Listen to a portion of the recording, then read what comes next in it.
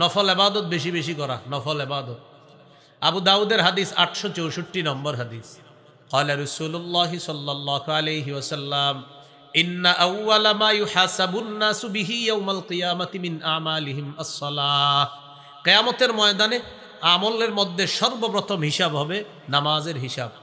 এখানে সুন্দর দুটি বাংলা মনে রাখি আমরা, বলেন আমার সাথে, আল্লাহর হকের ক্ষেত্রে সর্বপ্রথম নামাজের হিসাব হবে, বান্দার হকের ক্ষেত্রে সর্বপ্রথম রক্তের হিসাব হবে।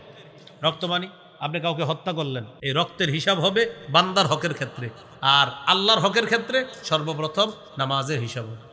তো নামাজের হিসাব যখন হবে দেখা যাবে যে তার ফরজগুলা মাশাআল্লাহ পরিপূর্ণ আছে। ফাইন কানাত তাম্মাতান কুতিবাত লাহু তাম্মা, যদি তার ফরজ ইবাদতগুলা পরিপূর্ণ হয় তার আমল নামায় সওয়াবও পরিপূর্ণ লেখা হবে।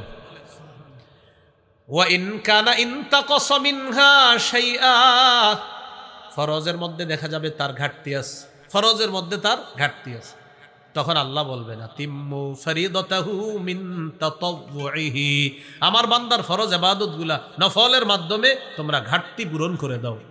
তাহলে রমজান মাসে নফল ইবাদত আমরা বাড়িয়ে দিব। মনে রাখবেন রমজান হলো সওয়াব বহুগুণে বৃদ্ধির মাস। যেমন এক আনসারী নারীকে রাসূল সাল্লাল্লাহু আলাইহি সাল্লাম বললেন ইআতামিরি ফাইন্না উমরাতান ফিহি তাদিলু হাজ্জা, এই শোনো তুমি রমজানে উমরা করবা, রমজানে উমরা করা হজের সমতুল্য হয়ে যায়।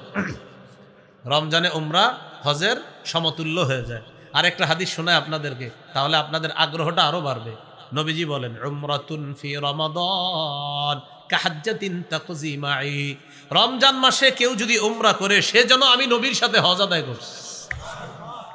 রমজানে উমরা, তাহলে বলছিলাম রমজান মাসে ইবাদত যত বেশি করা যায়, কারণ রমজানে নেকি বৃদ্ধির মাস, এজন্য নফল ইবাদত ফরজ তো ছাড়ার প্রশ্নই আসে না, নফল ইবাদত আমরা বাড়িয়ে দিব।